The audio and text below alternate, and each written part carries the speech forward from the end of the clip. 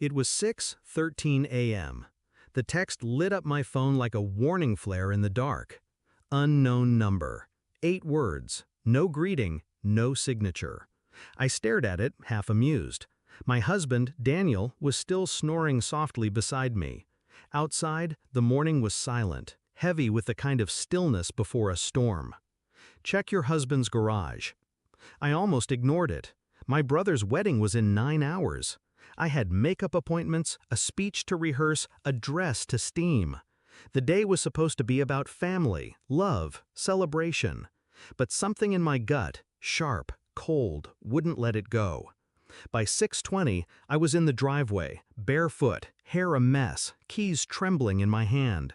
The garage door groaned as it rolled up. And then I froze. 2 suitcases sat on the concrete. One of them was mine. The other was Daniel's. Both were packed. On top of mine, a passport. On top of his, an envelope thick with cash. And then, the dress.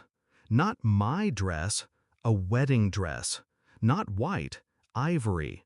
Shorter than mine, cheap lace, still in plastic from the store. And next to it, a pair of women's shoes I had never seen before. The air went thin. Daniel and I met in college. He was the boy with the easy smile, the one who carried my books when my arm was in a sling. He brought me coffee during finals, drove me home when my mom was sick. When we married, I believed him when he said I was his anchor. We built a life that looked good on paper. Stable jobs, weekend trips, family dinners. My brother adored him. My parents trusted him. And I, God help me, defended him every time anyone hinted he was too charming for his own good. The signs were there: late nights at the office, business trips that didn't match his calendar, the cologne he never wore for me. But I stayed quiet, because when you love someone, you lie to yourself first. I picked up the wedding dress, careful not to tear the plastic. A receipt slipped out of the bag. Bought yesterday, paid in cash. The name on the receipt made my stomach flip. Clara Sutton. My brother's fiancé's maid of honor. The same woman who once accidentally sent Daniel a winking emoji meant for someone else. I remembered her laugh at the engagement party. Remembered the way she touched Daniel's arm when she thought I wasn't looking. The betrayal wasn't just personal. It was surgical. I didn't confront him then. Rage makes people sloppy. I couldn't afford sloppy. I slid the dress back, closed the garage, walked inside and brewed coffee like nothing had happened.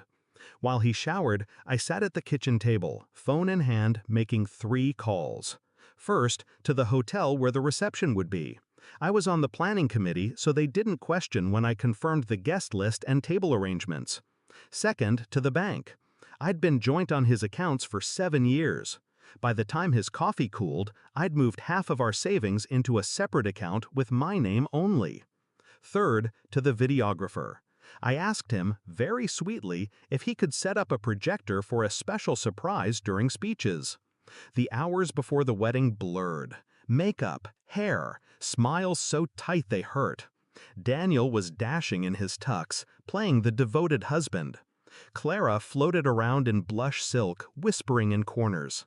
By the time the ceremony ended, I had everything I needed. The reception began like any other. Dinner, champagne, laughter bouncing off crystal chandeliers. My brother and his new wife beamed at the head table. When it was my turn for the speech, I stood, heart steady, voice calm. "I want to talk about love," I began. "Real love. The kind that's loyal, honest, the kind that doesn't make you feel small." Eyes on me. Even Daniel, smiling like I was about to say something sweet. I nodded to the videographer. The lights dimmed. The screen behind me flickered to life. Security camera footage from my own house. Date stamped, time stamped. Daniel in the garage, unzipping a suitcase.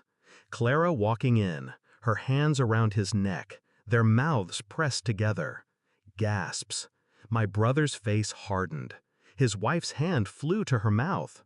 The footage played without sound. We didn't need it. When the lights came back on, I looked directly at Daniel. I wasn't going to say anything, I said, but then I realized weddings are about truth. And the truth is, I'm done protecting people who don't deserve it. I took my glass, toasted the room, and sat down.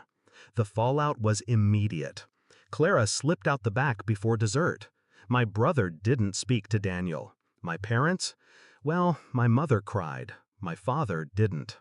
Daniel followed me outside later, face pale, jaw tight. "You humiliated me," he hissed. "No," I said, stepping into the waiting cab. "You did that yourself." By midnight, I was in my own apartment, one I'd signed the lease for weeks ago, just in case. The savings were secure. My lawyer had the divorce papers drafted. I lay in bed, phone in hand, staring at the unknown number from that morning. I typed one word back: "Thanks."